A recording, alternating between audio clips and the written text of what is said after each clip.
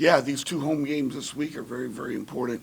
Just where we're sitting at standing wise in the league. The Temple one was tough. That end of the first quarter and the second quarter going on that drought, and then we battle back and take the lead. And another game that we didn't close out in the fourth quarter. So you're at home these next two, and then to finish, you're on the road three of your last four. So these two upcoming games are crucial in regards to league standings and positioning for the conference tournament. Coach, this is one of the rare years you don't have a signature win. Got to get hot now, don't you? Yeah, it's we don't. I mean, definitely, Leo. We don't have that signature non-conference win, and I don't think we have a top 100 win. That's a big problem. So that's why you're 14-11, and our net is what, 109, whatever it is. Yeah. So big thing is we got to continue to coach these guys, and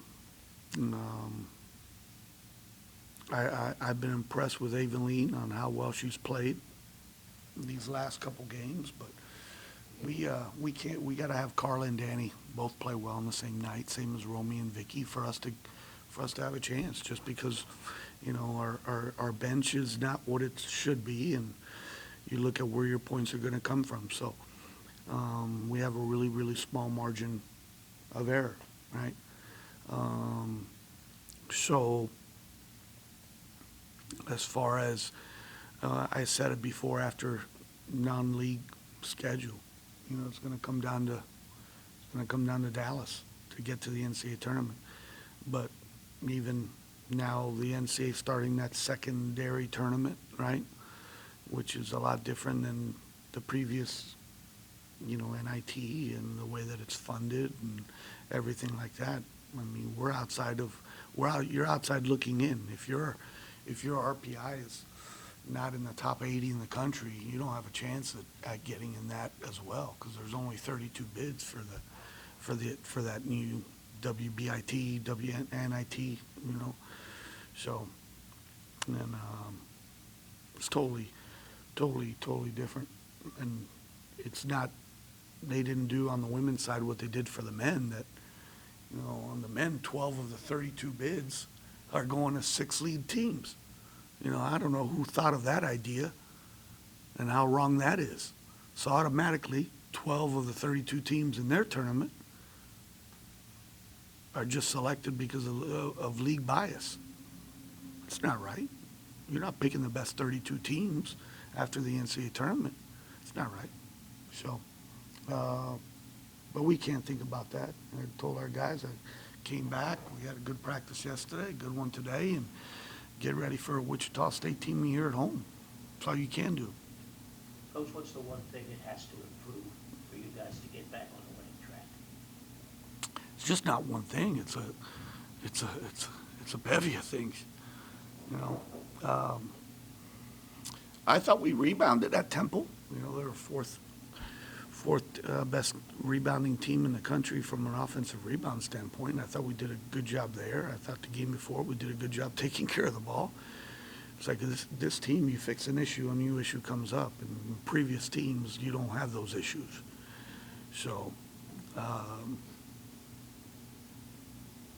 we have to do everything right. We got to take care of the ball.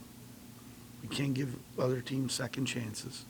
We got to play the right way, because we're not as talented as other people. So if you're not as talented as other people, you got to do every other thing right. We've been fortunate. We've had a lot of really, really good players come through this program, and we got really good players on this team. But it's just, for one reason or another, it just hasn't come together with these guys. We haven't gotten stops at end of games at critical times, and we have really struggled scoring down the stretch. the inability to close out games? Is that experience? Is it anything you can put your finger on? Well,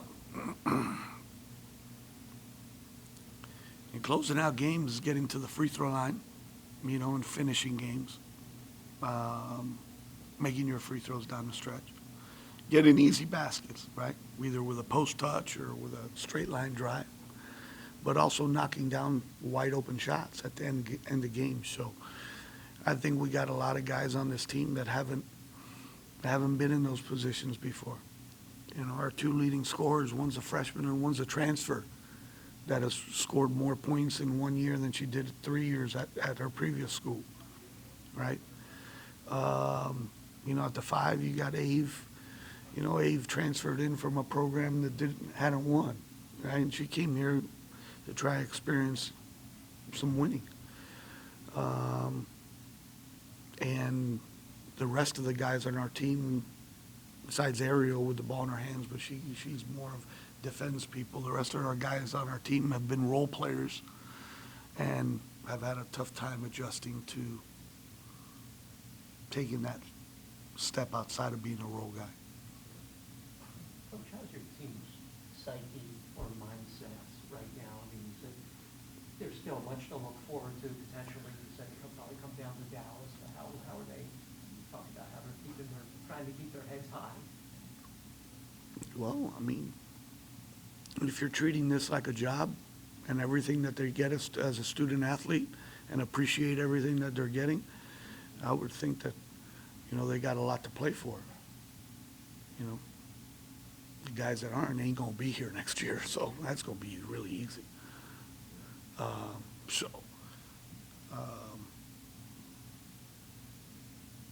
We got a good 7 or 8 guys that I think are definitely bought in and finished the right way.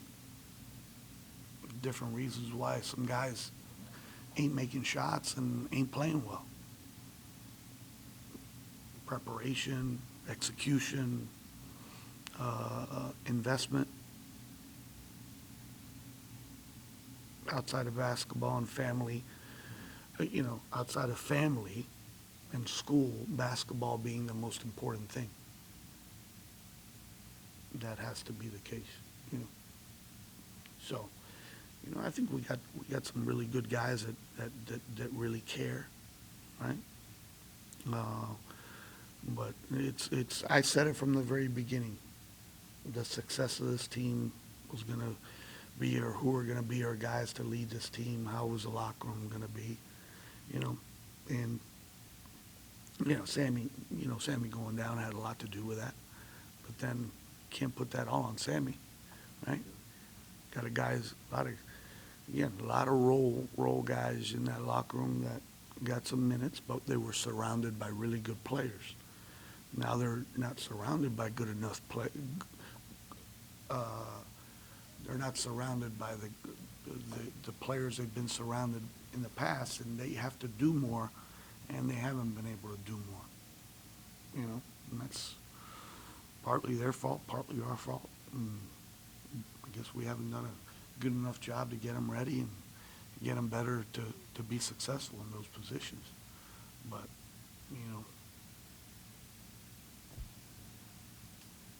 You haven't had a season like this. I mean, you've been an NCAA level team for almost a generation almost.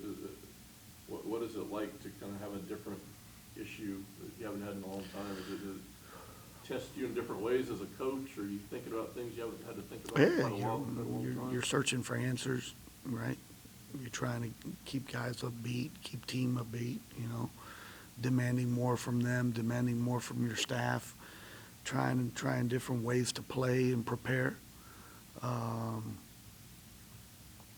But at times you just look down and you're going, man, we're not good enough. We got to do this, and this better if you're not good enough in certain areas. And we have failed to do that,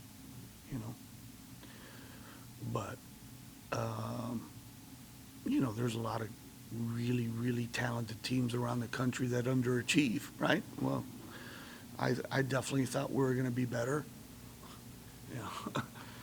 You always think that. And yeah, we're just definitely disappointed where we're at because we're 14-11 and 500 in the conference, 6-6. That's unlike what this program's been. So, but everybody keeps reminding me, hey, you lost 2 WNBA draft picks. You lost your All-American guard that scored 20 points a game. Well, you kind of get sick about hearing that, you know? You don't want to hear that. No, shit. I mean, you know, I think we recruited the right way. It's just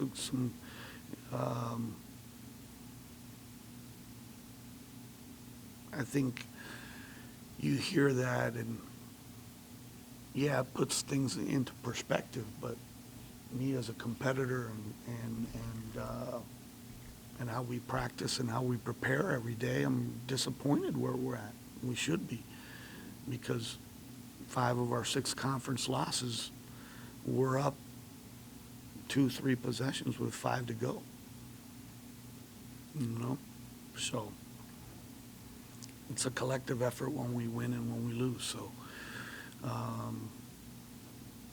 but we need to be better down the stretch to position ourselves to be, hopefully go to Dallas, play well, and gives ourselves the chance to win how many games we need to win in Dallas to get back to the NCAA tournament.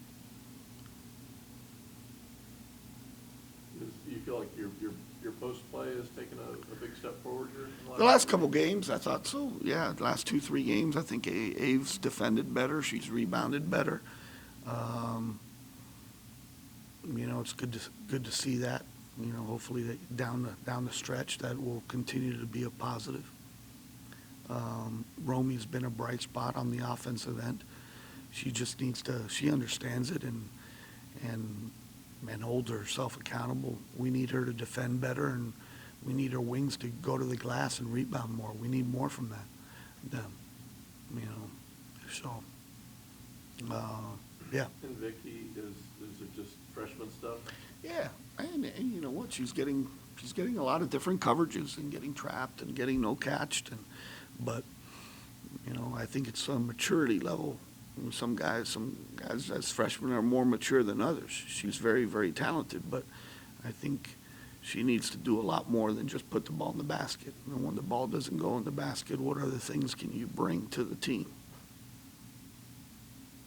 And when she does that, she'll take her game, you know, to the next level. But, yeah, we got a lot of questions. We got a lot of questions the rest of the way, and we got a lot of questions leading into next year. But we'll figure those out in April.